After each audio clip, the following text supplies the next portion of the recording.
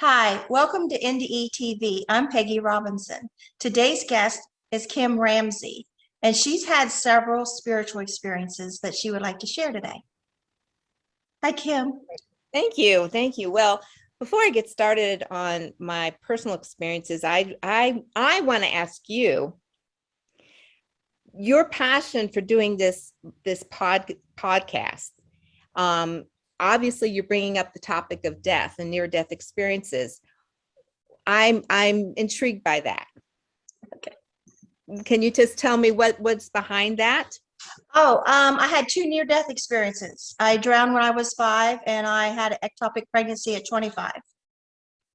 Okay, and it was the one at 25. It was 1986, so there was no word near-death experience that I knew of. And okay. so it was a long time before I started hearing similar things. And even then, I didn't realize that's what mine was, because mine sounded so different. And then I started thinking maybe mine was kind of like that, but there was no way I could ever talk about it. And I admired those people so much. I thought, how do they get to that point where they can walk up on a stage and tell it? It was like beyond my wildest imagination. What I love about it is because I really feel that this topic of death needs to be rewritten completely. From my perspective, death is like a birth. And our experience coming here is more like a death. Because, and I will explain this through my life story. Because to me, we have the physical realm and the non-physical realm. We have the form and the formless. And for me, my life has been kind of this dance between these two realms. So I'll begin, because that's why you interviewed me.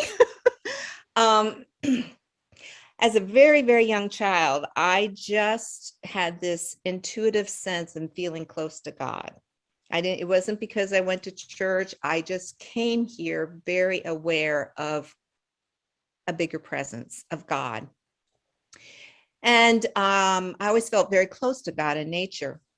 When I was 6 years old, the family that I was living with told me that I was adopted. And at that time, it was just this, like, I wasn't wanted. And this feeling of just being abandoned was a deep, deep wound in my heart. And from that point on, all of a sudden, it felt like it wasn't safe here. What do I have to do to be accepted? What do I have to do to prove that I'm worthy and wanted? And so I went through this process of just, learning from my outside world how I had to be okay. And it was painful. And as a very young, like in my 7 or 8 years old, when kids, we pretend to play house and we pretend to play hospital or doctor or whatever. I remember vivid memories of pretending I wanted to be the patient, because I would pretend I was dying. I wanted to die so I could go back home. Had you remembered home? Huh? Had you remembered home? Home meaning that being with God. That was home for me. But you didn't have a memory of that place. You just wanted to go there? Yeah, it was just feeling that connection of being with God. Okay. And now I'm in this world and I'm trying to be something to please everybody.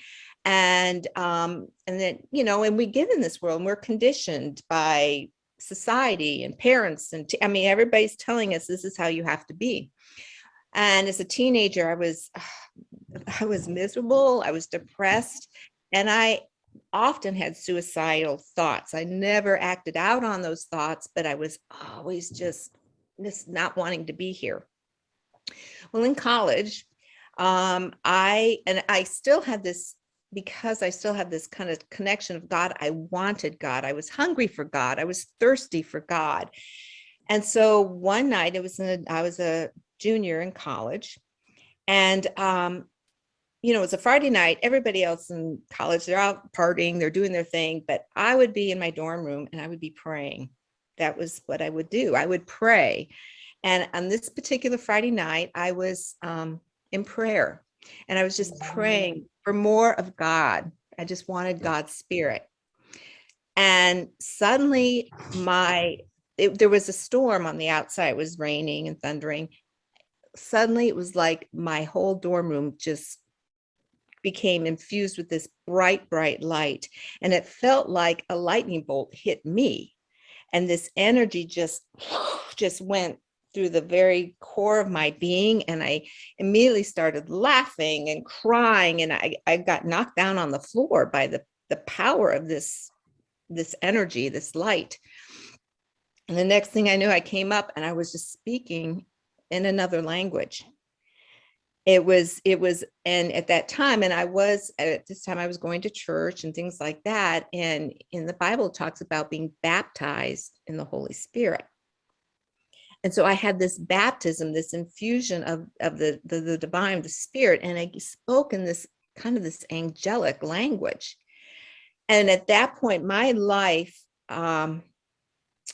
pivoted remarkably, because at that time in my life, I was asking the question, who am I and why am I here?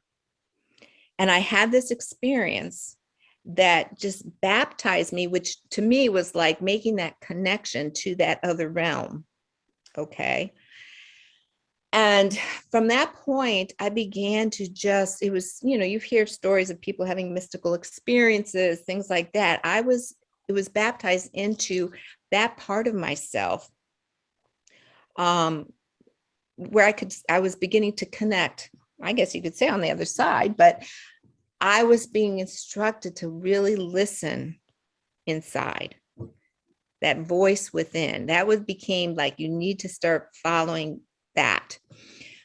But I want to go through all the different experiences I had, but as life began to be this experience of here's this reality, and I'd be led to a place where I met my husband, and we raised a family. And there's so many experiences I had through life that was always like, this is how you're being taught. For example, I was in a very, very religious kind of a cult, where we're told, this is the right way to believe, and and I would line up with that. But then I would be listening to this inner voice that was saying no. It was like I was really trying to find the truth of who I was in the context of life experiences. And so that began this process of just saying, no, that doesn't resonate with me, and listening more to what was true for myself. So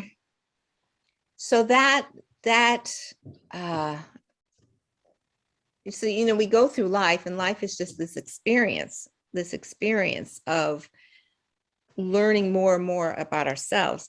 Well, another experience that I had that was really pivotal, and this was, after I had been, wife and mother and raising the family and, being the good Christian girl and everything else. I had this experience, and it was a dream, but it was so vivid. I was standing out looking at the beach. I was on at a beach, and I was looking out over the horizon at the ocean. And out at the corner of my eye, I saw somebody driving down the beach really fast. They were in a Jeep, and they were just zigzagging in the sand, just going so fast. And suddenly, right close to me, they hit something that caused, the impact was so hard that it caused the driver to be actually just pushed up into the air, just like a cannonball. And then as he was coming down, he hit the ground. This person hit the ground so hard that they literally started becoming buried in the sand. And so I'm watching this spectacle, and I hear this voice, help me, help me, help me. And I raced over to reach down to rescue this soul. and it was me. It was me. And when I came out of that dream, that experience, I was shaken to my core. And I just cried out to God, because I recognized that person driving the Jeep was me. I was doing everything in my life, taking care of my family, doing the right things, being a good Christian, just blah, blah, blah, blah, blah, blah, blah.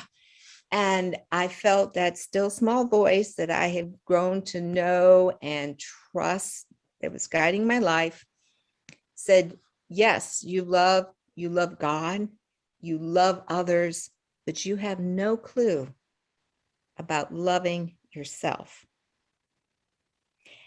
And that was then this even deeper dive into really excavating the core of my being. And for me, this is what life is about. This life is this journey of remembering and excavating the core of ourselves. And so again, that furthered this journey in my life, where I began to learn how every thought, every emotion that we feel has a vibration. It has, it's either rooted in a fear or a love. And I began to just, it's like untangling. We can feel all knotted up and balled up inside, right? Our emotions and our thoughts and this was the process of beginning to excavate and untangle. Oh, that thought makes me feel unworthy. How can I shift that? And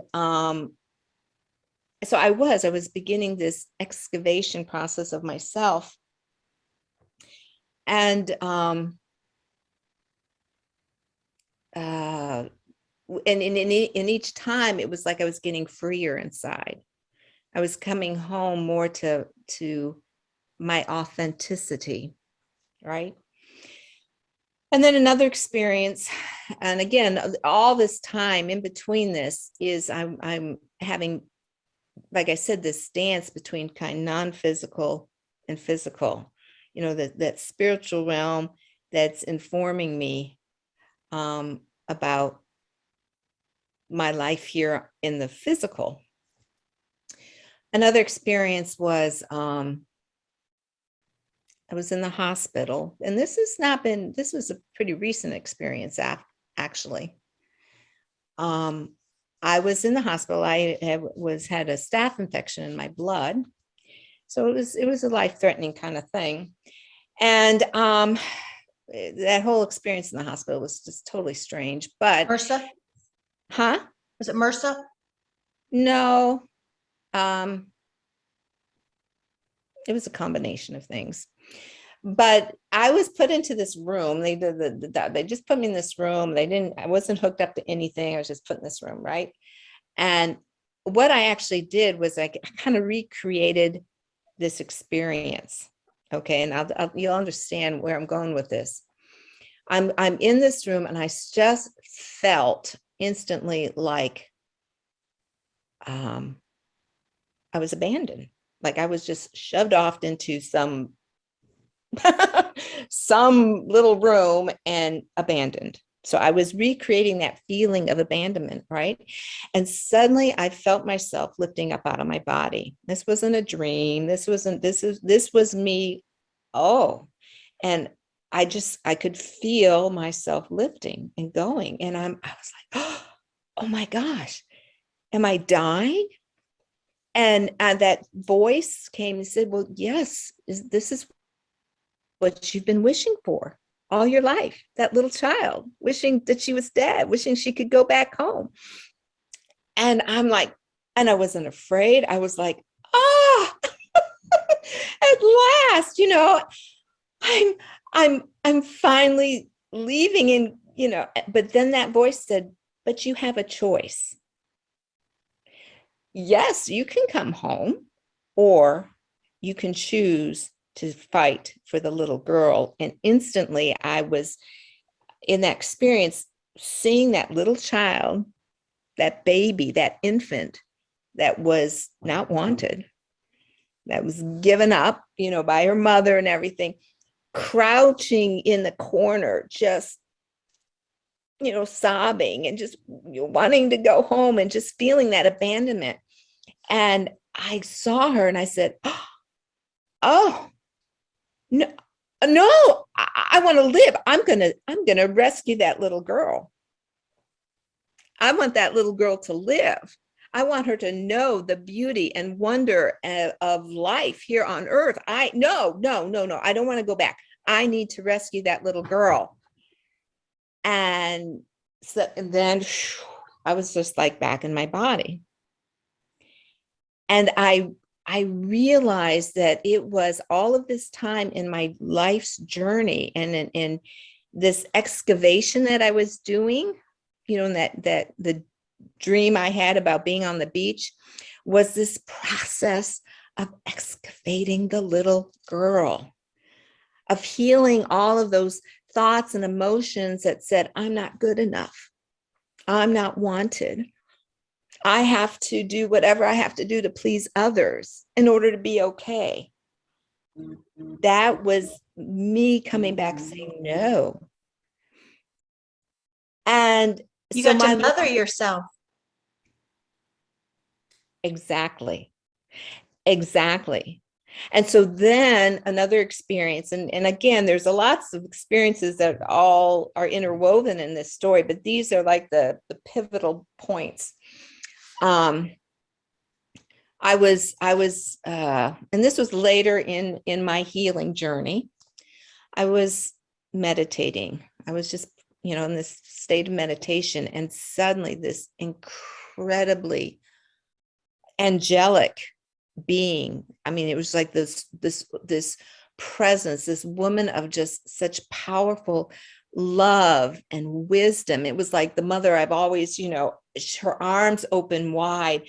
And I melted into her. And then I recognized that I was her. That this was my higher self, my authentic, my spiritual nature. This was the essence of who I was. And when I kind of merged with her, I realized in that dream that was me rescuing the one that was being buried in the sand.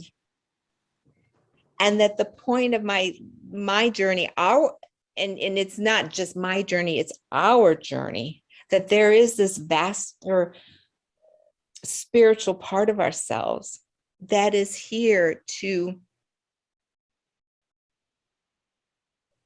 rescue the character. It's like we become this little character, and we forgot who we are in the power and in the divinity and in the purity of our being. So we are learning to love ourselves. We're learning to parent ourselves. All those broken parts within ourselves is us loving ourselves back into wholeness. And it's like then when we begin to kind of bring those worlds together, when I recognized I was loving myself into wholeness so I could be that loving, big, wise presence, what we're doing is that we're beginning to embody, we're spiritual beings having a physical experience. And for me, that bridging together is bringing heaven on earth. It's then all of a sudden for me that redefines death. That there is nothing but love. And whether we're in the body or out of the body, we experience the wholeness of that love and the unity of all of that. It's just like it all becomes this one reality of love, of God, of creation immersed in creator. It's all this, all. So to have these experiences, whether it's an actual near-death experience like you've had, or even just mystical experiences like I have, for me, it's just this taking away the separation. Does that make sense? Yeah. And I want to say my spiritual experiences are just as important and valid to me as the near-death experiences. They were all contact with heaven, the other side, with spiritual beings, that communication, that touching touch of the heavens. They're all that communication, and they're all just as, my NDEs weren't beautiful like butterflies and rainbows and, beautiful fields and flowers. There wasn't like that. My drowning was out of body, running around being this ghost kid and getting knowledge and being told things. But the 25-year-old, the ectopic pregnancy, I was fighting for my life. It was my time. I was told it was my time. I wasn't going back. And I was fighting tooth and nail because I had 3 little boys at home. I grew up in an abusive home, and I was not about to have my kids go through one thing I went through. Yeah. And I could not stay there. I could not. And the answer was no. And I pled my case, and obviously I'm here. And so everybody says, oh, the love you feel there. It's like, no, I didn't feel it till the moment I was back. Because the moment I was back, I was given my way. And I was shocked because I was accepting it. This was what was happening. I wasn't coming back. And then I was like, who else will teach them about you? And then I'm back in that wheelchair. So that's when I felt the love. That's when I thought, oh my gosh, God must have loved me to send me back and let me have my way. To me, it's like a spoiled kid saying, I want this bag of chips. And the parents are like, no, no, no. And they're like, fine, go ahead, here you go. And they hand it to you. And you're gobbling up these chips, But still at that moment, it wasn't like this awe and everything. It was like, what the hell just happened? Was my exact words. But I still had to prove to my doctor something was seriously wrong. I still had a battle. I still knew I had just died and it wasn't fixed. I was pregnant for twins. So it wasn't like NDE, it was nothing like that. Right. And so the love has come over decades of comprehending the magnitude of what just happened. That God gave me back my life. And that is every day, every moment, gratitude. Yeah. Because I got to raise my kids. Yes. And I have a theory that kids feel unloved, or even adults, so they have their deepest, darkest time. Or even a guy's talking to you the other day. It also happens when we feel immense gratitude to God. It seems like they're both connections for God to show his presence. I think God kind of adopts the orphans, the ones that are unloved, the ones feeling despair, the ones not wanting to live in those moments. Mm-hmm. But then they also appear in when you are just thanking God. And in that, there's the two-way street connection there. And to me, I compare it to a parent, because when are we closest to a parent or someone, our special, our spouse, or it's in those moments of deepest despair, or is this moments of our greatest love for them? Those are those strongest connections. And it seems like that's the way it is with heaven too. It just gives us that little lift up, a little leg up, say, keep on going. Or, okay, I hear you. Thank you. Yeah, I'm going to give you a little, sunbeam coming in, or, something to show, I gotcha. I hear you. We're good, Mm-hmm. Yeah. Absolutely. I think that's what's so amazing is every one of us has a very unique journey. You know, our experiences are so unique, and they're perfect for exactly what our soul, you know, is wanting to experience and to grow into. But I think ultimately we all have the same purpose. And for me, that is, you know, Jesus said, pray, you know, thy kingdom come, thy will be done on earth as it is in heaven. And I feel that we are in a place in our consciousness where we are growing in that ability and awareness to bring heaven on earth. Yes. I mean, that is the ultimate goal. We've been living, you know, in a level of consciousness where, you know, and it's always our choice. You want to choose hell or heaven here in this realm. Yes. And so we're given life's lessons, and we're giving things to continue to learn how we can move from our hellish experiences into that awareness of love, of God. Yeah. And I love hearing everybody's story, because it's like, oh yeah, I know that, I get it. That's common theme that's running out, but we're all working it out in our own way. You know, and you asked me go ahead. No, go ahead. Oh, I'm done. and you asked me at the beginning, you know, why do I do this? And, you know, I got to the part, I guess, about, you know, these people are on stage telling their story. And I loved hearing these stories. But then once I got in the organization and I was on stages and I was on TV and I was, you know, going to groups and talking, sometimes these things weren't recorded. And if they were recorded, they were sold in CDs later. Or maybe not even recorded at all. And so only the audience sitting there got it to hear it.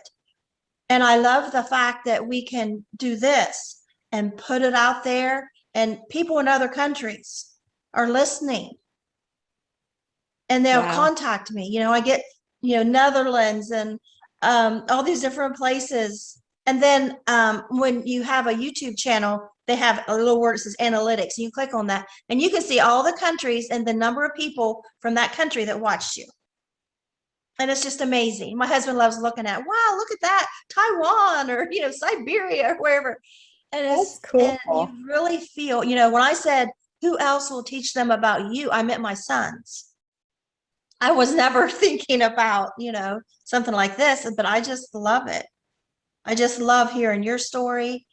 And don't say, you know, or I forget how you were like, it wasn't an NDE, like it wasn't good enough. The people that had NDEs had to die. You know, drowning really hurts. Yeah. I can tell you firsthand, it hurts.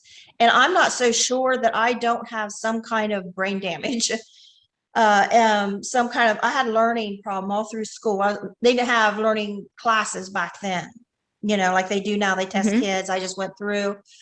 But I would sit there in a classroom and just stare out the window, or I would look around and I could feel everybody's emotions. I would sit there and just feel it all, every one of them. And that was my focus. I couldn't listen to science or history. I didn't care about that. I just sat there feeling or daydreaming and thinking about things. And, you know, and I wish that the schools would put something in the classrooms to identify spiritual kids and give them a special little club or something where they can meet and talk and have somebody helping them find answers to their questions, helping them understand what their block in learning is. Because I had to connect a story to learn. Yeah. I mean, and it has to touch me. And like these stories, you know, like you and the people come on, I'm just absorbing. And I listen to other NDEs and spiritual things, and I'm just absorb. And it's so much to the point, I feel like, I don't know if it's right brain, left brain, you know, for him to say that, but I can't hardly deal with the other side, the material side anymore. Yeah. I can't hardly, go clean the house or clean the yard, or I can't go work with my husband anymore. I can't do that stuff anymore. I can't work with tools. Yeah. Um, it's just like I've got so far over in one way that I just assume that other stuff just not bother me. Well, we're definitely in this balancing act. And you mentioned about the schools and everything. I feel like we're at a real pivotal point and again, this is very big picture now. Okay. This is, I see it as kind of an evolution that humanity has, for eons has lived with this limited perspective, right? You could call it more left brain, but this is our reality.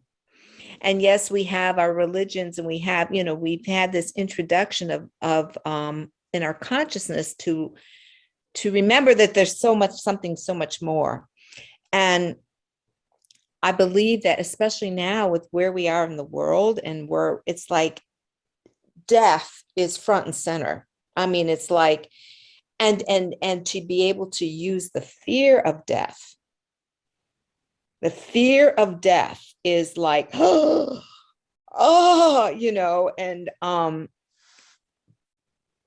when we can grow in our consciousness to recognize that it's not this separation. It's like, yes, we have a physical experience that we love, but we're connected to something so much more. So much more than just, it's not just the physical realm. And so I feel that we are, and people are hungry. They want to know, well, who am I? And why am I here? What is this all about? What's the point? Right? What is this? So I feel like we're starting to have those conversations. People are hungry for those conversations. And this is me. I have great hope that we're at a point of, yes, there's hell on earth. You can choose that. Stay in fear, stay in separation, stay in that. Or there's this whole other reality that simultaneously is emerging, where people are really growing in love. People are recognizing, oh, I'm so much more than, I'm not just this body. I am a spiritual being connected to a realm that is infinite and eternal. And by having that shift in awareness, it changes everything. And people are starting connecting and creating this world, which we truly believe, oh my gosh, we can create heaven on earth. It's our choice. It's what lens are we choosing to look from?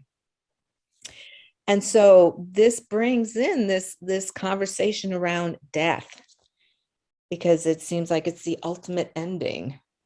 But I see it as, oh my gosh, no, it's endings and beginnings simultaneously. And can you imagine if we didn't have this right now with everything going on? The fear of death is constantly on the news. Right. And so we it's like, let's approach this. Let's really talk. Let's face this. Can I read a poem? Yes.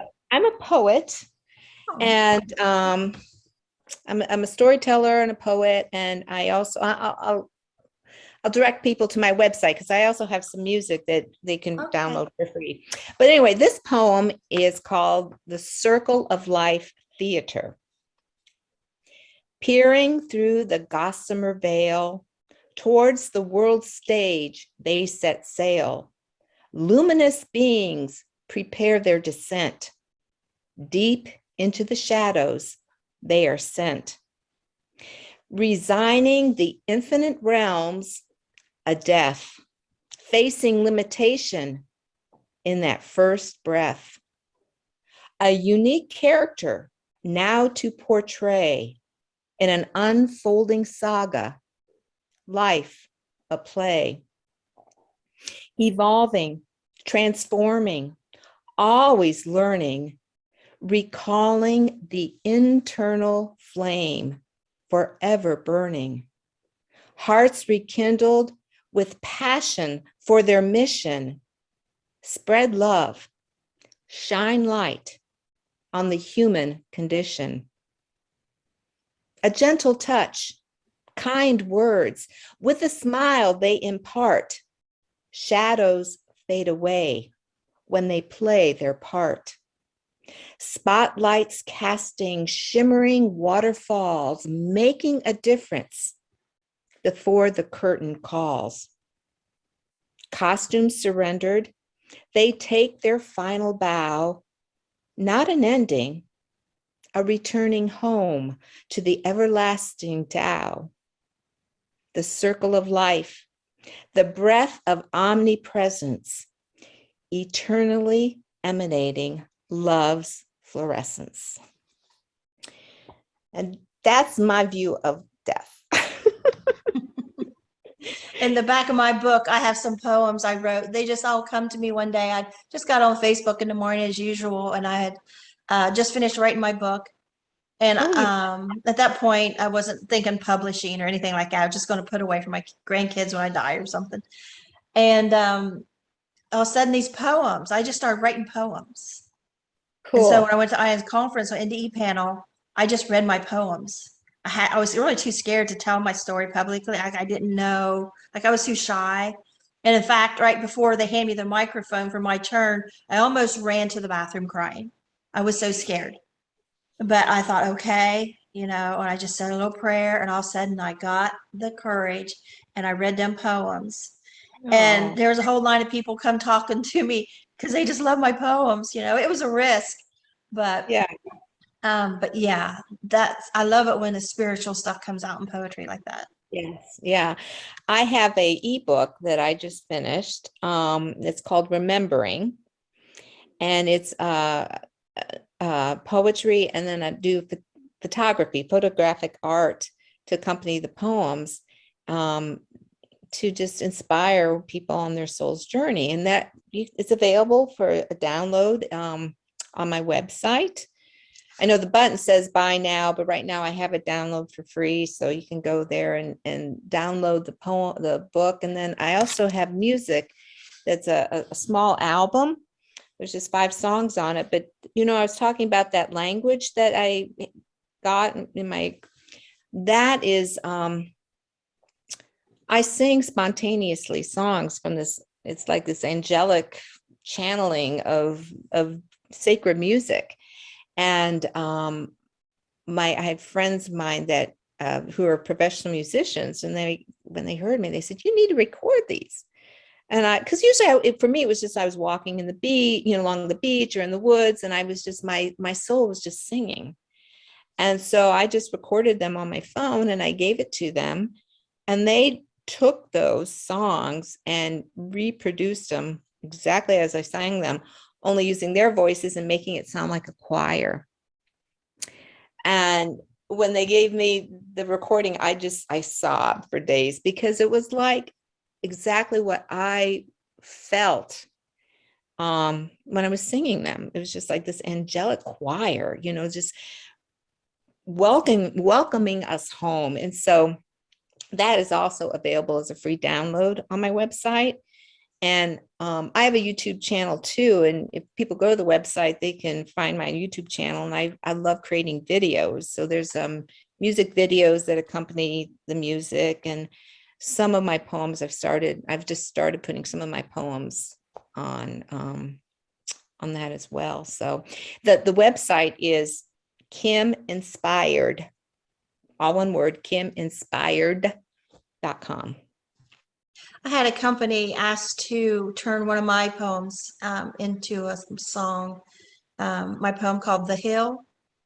And they wanted a few $100s. And so I just didn't think, that's probably a scam. So I didn't go for it. Cool. So where's your book? It's on Amazon. Oh, it's called The Will of a Wildflower. And The Hill was about, actually, I could read it. If you want to read my poem? Yeah.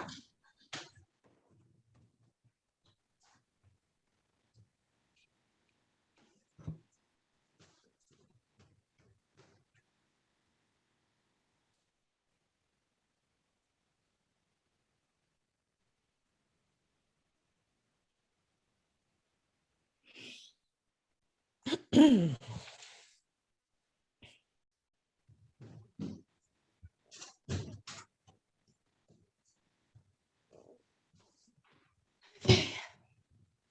my book.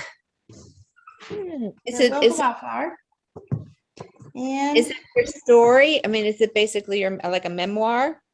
pardon me? Is it like a memoir, your story? Yes. Very Yeah, the good. first half's all about child abuse growing up. Oh, gotcha. And actually, I heard a guy, he's a head of social work department, University of Kentucky, and he was on something online I saw talking about near-death experiences. So I thought, social work, that was my background. And so, I contacted him and sent him a copy of my book because I used to be a social worker, investigation, children's services and stuff. And he wrote me back and he said that my story, he said, is the worst case of emotional maltreatment he's ever read about or heard about. Wow. So Wow, here's my hip. Okay. Okay. I walked through the woods alone, but not afraid. The world was dark. I thought, what a mess I have made. Troubles followed me wherever I went. God seemed so far away, so this is the prayer I sent. God help me, I'm just a teen. I just want to be loved. Why is everyone so mean? What can I do? I never know what to say. God, I just wish you weren't so far away. I love you and I need you. I am so lost and alone. Things haven't been good inside of my home. I will be 18 soon. I will have no help. God Almighty, I prayed as I knelt. Please help me know what to do. The world is about to get scary and new. Help me make a plan for my future, you see. I am so scared. I am down on my knees. I got up and along a path I walked. I saw a hill. I climbed it and talked. God, here I am with pain in my heart. This is as close as I can get, but we are still far apart. A warm wind blew my hair all around. Everything got quiet. There was not even a sound. His voice didn't speak, but somehow I knew he was right beside me saying, I love you. Hope filled my doubts and security replaced my fears. It was nearly 40 years ago, but that love doesn't change with years. God was right by my side, and I have never been alone. I only thought I was because of the hate in my home. Oh, I'm not a poet. I mean, Well, it just come to me, several of oh, them one morning, and I just, honey, you're a poet. You are a poet. I know That is nothing about poetry, you know, I'm no, sure it nor breaks do all the I. rules. No, nor do I. I know there are no rules. Let me just tell you, there are no rules. You have words that just come up out of your heart. That's poetry, plain and simple. I've never studied. I'm not an expert. I just started responding to what was percolating up from my heart. And Yeah, I just wrote several that morning, and when I yeah, got done, I thought I couldn't said it any better myself exactly. because I didn't say it. I can't do that. And I've never been Yeah, able to do it again. It's just right. like, come. Yeah, that's beautiful. Well, I admire you for taking your story and putting it in print like that. That's something I've contemplated for years and never actually disciplined myself to do that. So I'm inspired by your example. I never dreamt of it. I mean, I would write in notebooks my, I have PTSD from my childhood. And so I would write down experiences and I would get, it was so ugly. I had to get away from me. It would hurt my stomach. And then one day I thought, I got to get this out of me and away from me. And I wrote it all down in notebooks just as fast as I could. And if I told my childhood experiences, you know, the trauma, I told it like I was reading a grocery list. There was no feeling. I didn't feel it because back then there was no feelings. Everything was on autopilot. And so I just wrote everything down because I wanted to put it in a drawer. And I'm thinking I'm gonna put it in a drawer. That way I know where it's at. And it's like trapping it, like it was a monster away from, get it away from me. And the next morning I got up, I looked at those notebooks and I felt just as bad. And I thought, it won. I am destined to live with this, you know. And all of a sudden I got this vision, and it's like this black curtain moved. It was like all the bad stuff in my life just moved aside and this light come in, and I got it because I seen this vision of me watching me from behind, like I'm seeing me down in a creek and I'm picking up like these bits of light and I'm moving along. And all of a sudden I was like, I've been pushing the spiritual, the good stuff under the rug, just the same as the bad stuff. And I need to write this down where people I have to write the bad. I have to get through it because I need people to see this good stuff and understand the impact. And I grabbed my laptop, and the whole time it felt like somebody was sitting on the other side of my laptop and I'm telling that person. And I wrote for 3 months and didn't stop, and I was done. I typed the end. And you were free. You were it means free. a lot to me, you know. Right. You excavated all that shadow, all of that repressed emotion, all of that was you did not want to face. You brought it out into the light of day. You brought it out. Is that light within you was saying, let's get this out. Because it's an old story. It's not who you are at the core. And so for you was your healing journey. And it was one divine intervention after another after I wrote it. Yeah. Someone who writes books, it was in our group, our NDE group. She says she's written a lot of books, and she says here, she called me up after our group a couple of days later, and she said, here's call my publisher. Here's his name and number. I'm like, oh no, I'm not a writer. I'm sure it's full of spelling, grammar, you know. She's, oh no. She says, call him. And so I called him. He's a former monk. And I said, and I talked to him. He says, well, email it to me. And I said, I'm not sure if it's worthy. He said, it's worthy because you're worthy. There you Bingo. go. I trusted this man with my life. You know, that was the nicest thing he could have said. And so I sent it to him. And a few months later, he says, it needs deep, deep editing. You find you an editor and I'll publish it. He says it's, he's out on how you did it. He says, it's unheard of for a first time author to have such an authentic voice. He says, you're not like, oh, poor me. He says, you just tell it. And he says, it's deeply tragic yet divine. Yeah. And so, you know, people talk about book reviews and #1 bestseller. This is my baby. It doesn't need to be anything. It is all it can be already, you know? Absolutely. Absolutely. This just excites me so much because I know so many we are at that place, every one of us, in that pivotal moment where we can look at our lives and heal. It's like all of the stuff that we repress, that we don't want to, it was too painful. I don't want to go there. I don't want to feel that again, right? Well, guess what? It's still there. And it's under the surface, and it's influencing your life, and you're recreating the same old blah. But I mean, millions of people are just saying, no, I'm going to face what I need to face. I'm going to feel what I need to feel, because in the feeling, it's coming out to be released. And so many people have stories, and it's in telling of that story that you're rewriting what was painful. It's like transmuting it. It's like within every shadow is this gift. And so in the telling of that painful, of getting it out there, you're released, and it releases others, and it becomes the gift. And for me, I feel like this is a time, we're coming into a time now of really celebrating our journey. Look, this was my journey. Oh my gosh, do I have a story to tell? You know, this happened to me, but I became my own hero. Yes. We are the heroes of our own stories. Yes. And oh my gosh. I mean, we're remembering now, oh my gosh, yeah, I am. I'm a superhero. Look what I overcame. Look what all that pain and all that suffering. Because that morning I was like waving the white flag before that vision.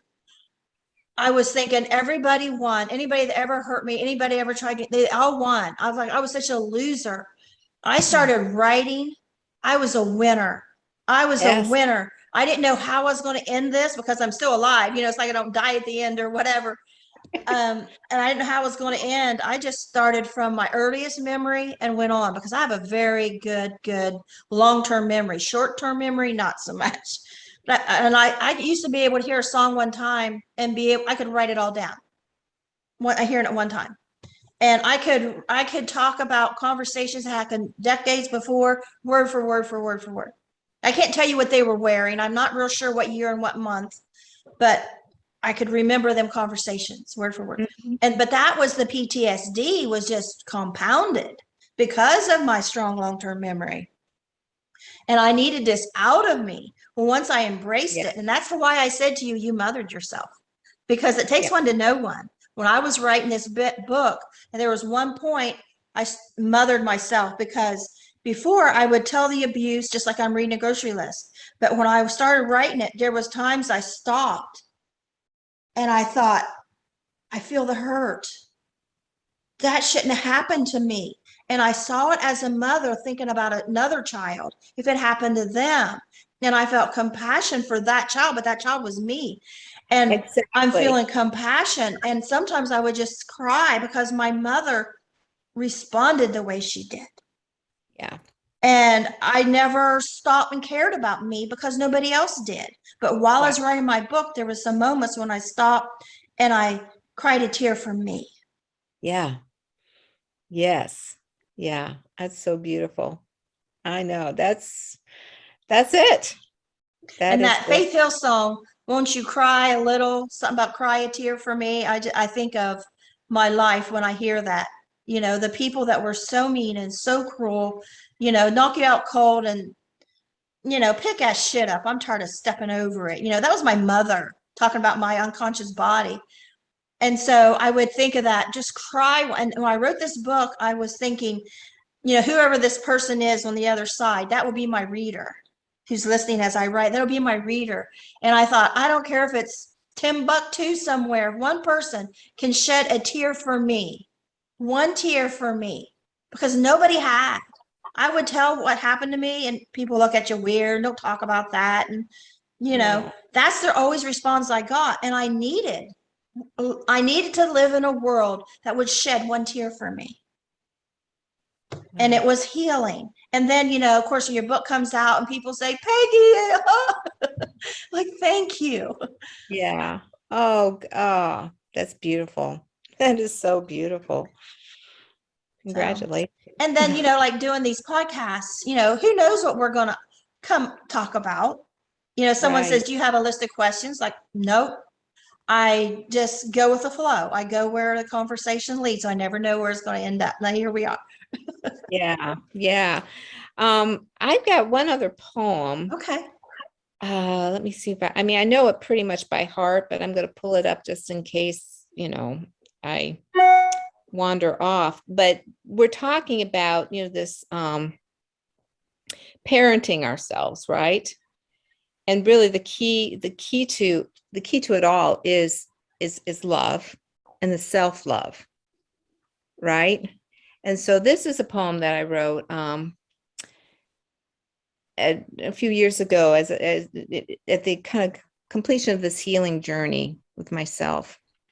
It's called Look Into These Eyes. Walking by the mirror, I take a momentary glance, not lingering long until one day, lured as if in a trance. Looking, I see another peering through, whispering ever so tenderly, I love you.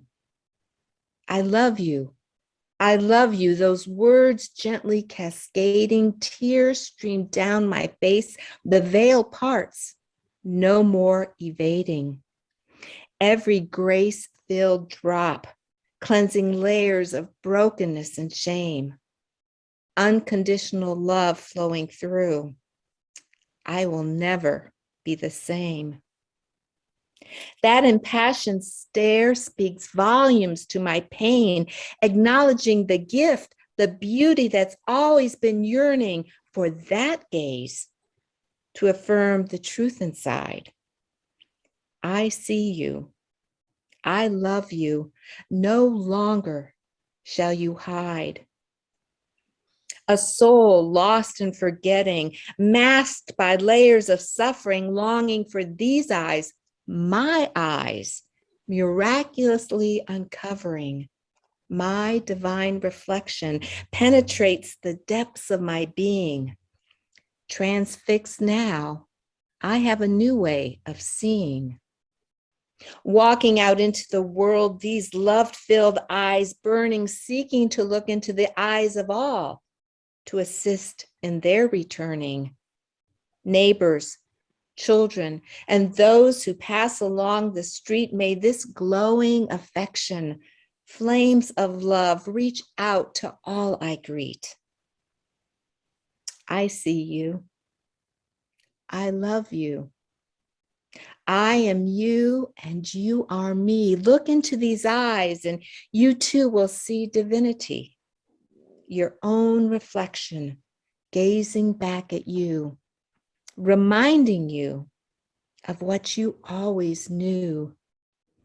Looking away in neglect, we quickly disremembered to acknowledge the gift, the truth, and fan the flame of those light-filled embers. Within glows beauty's luminescence, unconditional love, our core true essence. I see you. I love you. I am you and you are me. Look into these eyes and you too will see divinity, your own reflection gazing back at you, reminding you of what you always knew. It's powerful. That's that part of us, our divine selves, that mothering the parts of ourselves that have forgotten, that just needed that love.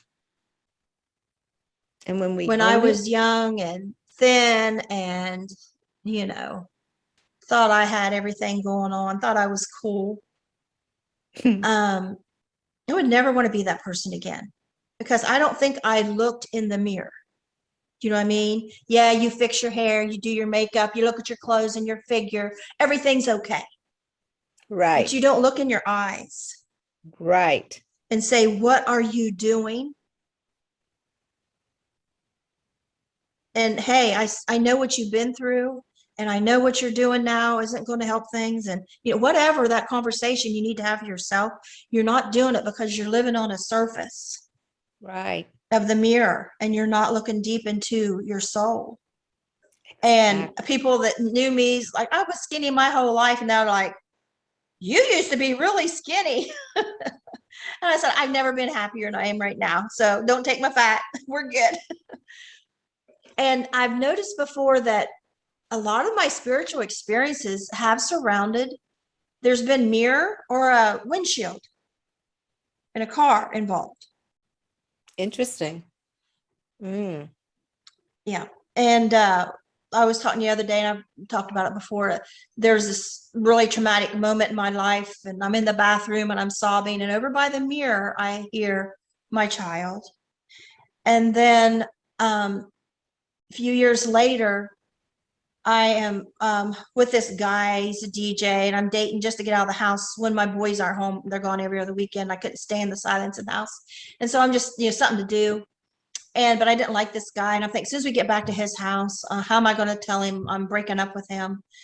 And then all of a sudden, through the windshield come this bluish spirit and said, there's a guy down that road, has 2 girls, and he needs you.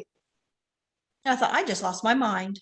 I just lost my mind. And but it was about a month later. I had finally, my ex was wanting to get back together after the divorce. And so I was like, I didn't want to do that, but it's kind of in this limbo place. And so he lived somewhere else, and he wasn't coming home or calling me. He's going to be late. And so I went in the bathroom. It was a Friday night at 8:30, and I looked in the mirror and I said, okay, God, when you said my child right here in front of this mirror, I knew you were my father. You're my family. So I want to arrange marriage. And I said, apparently I can't pick them. So I want you to pick them for me. And I felt this follow God like a leaf follows the wind. My only job was to trust. And I kind of seen that little white feather at the beginning and ending of Forrest Gump, how that feather's floating around. Yeah. And I thought, what do I got to lose? And my mom been bugging me to go around to these bars with her. She wasn't a drinker. She was looking for a rich man. And I wouldn't go. And so I'm like, okay, Mom, you got yourself a deal. I'm coming. She's like, what? Really? You know, so, but she didn't know what I'm up to. I'm following God. He's going to send me to my husband tonight at bars. You know, my one brain is thinking bars, really? You're going to find a man at a bar. You just got out of an alcoholic marriage, you know? And I'm like, I'm following God. I'm just all I got to do is trust. And long story short, I met the guy that lived down that road that had them two girls. God is my witness. Wow. When we met that night, and I realized he was a guy in high school I had a crush on like 20 years before, because I was 16 and divorced like 36. And I was out in the smoking area, and I come in and I saw him, and I heard a voice then say, Yeah. this is what goodness looks like. Don't approach. And that I was to go and become a better person, and someday we'd be together. That was this guy. And I didn't put it all together right away. It took a few months for me to start, wait a minute, I remember you in high school. And then I said, wait a minute, I remember having them feelings. And then he told me to come meet his girls, and he gave me directions. And I'm driving there, and I pull over because it's that road. That is that road. He says, there's a guy down that road. And I don't make his stuff up. I mean, I'm not a liar, you know, this stuff. Well, listen, that I have, I mean, you're telling a story is my life too, similar kind of things. And that's what I was talking about, is that when we see the whole of our life, it's interwoven with the divine, with the non-physical, especially if we listen, and that interaction with the vaster part of ourselves, with God, is what helps us navigate to a healing journey, into a wholeness journey. It's what's building together this heaven on earth. And it's like, you know, and I think what you're doing and having this podcast and allowing people to really give voice to these experiences, that should become our new normal. I mean, yeah, let's shine a light on them instead of hiding them, be embarrassed by them. We need to shine a light and embrace them. Exactly. And to me, that again, that is an example, as we do that more and more, that elevates us to a new normal. It's like, well, yeah, this is the reality. Our reality is much bigger than just this. It's this. And so all of a sudden, I mean, I believe we're coming into a day where that is the norm, that we recognize that we're interacting with, you know, divine sources and beings, and we're just so much vaster than our little sense of identity. And there are two ways we can be. We can focus on the darkness, or we can focus on the light, because everything may seem dark, but we're not looking clearly, because there's still a lot of good. There's still a lot of reason to hope. And what you focus on expands. Yes. What we focus on expands. And then I'll just end with this, because we probably should wrap it up. But in that, focusing on what's good does not mean that we don't also embrace and face what is coming up. Denial's not good. Denial's not good. And I just want to end with this, because I talk a lot about this, that to me, personally and collectively, what we're in is this transformation, an evolution, an evolutionary process. And the life cycle of the dragonfly is a real good metaphor for what we're going through. A lot of people know about the butterfly's metamorphosis, but not many in the dragonfly. The dragonfly spends most of its life living underwater. It's like a nymph, and it's a predator. And during that stage of just being underwater, it'll go through several hidden mutations. And then one day they just climb out of the water onto a stalk of a plant. And then the real key to the metamorphosis begins. And it's all that water in its body from its old life begins to pump, like, hydraulic force pumps through its body. And that pressure causes the wings to unfurl and the thorax to uncurl. And then it becomes the being that we know is flying around and everything.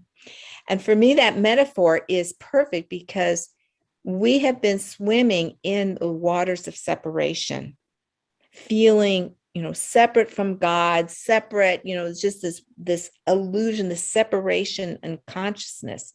And the water is the emotions. We have what, 70%, I don't know what the actual number is, but we're largely water. So all of that repressed emotion, pain, whatever, is coming up to be felt and released. And when we do that, that's what the transformation comes, so that those shadows, like you said, all of a sudden become your gift. That's what you did with your book. You were letting all of that energy out and become this beautiful, bright light that is helping so many now on the planet. And so, yeah, we focus on the light and we feel what we need to feel, realizing that that is actually the alchemical magic that's transforming us all. And one by one, if it happens in one, it's a ripple effect that influences, the collective. And so if we want to change the world, we change ourselves. My publisher also said, he said, your book shows that you don't have to be a saint to have these experiences. No. Oh, no. Yeah. No. It's And I was listening to a preacher talk yesterday, and he was saying something like how God takes the ordinary yes. and makes something extraordinary from the Yeah. ordinary. He's talking about Moses, how, he was born and then he ended up being, and he takes ordinary people. Right. To be that And, voice. and Jesus, he wasn't a king on a throne with a crown. No. So, Yeah. so it's been very nice talking to Yeah. you. Thank you for the opportunity. I really appreciate it. Uh-huh. It was nice meeting you. I'll talk to you later.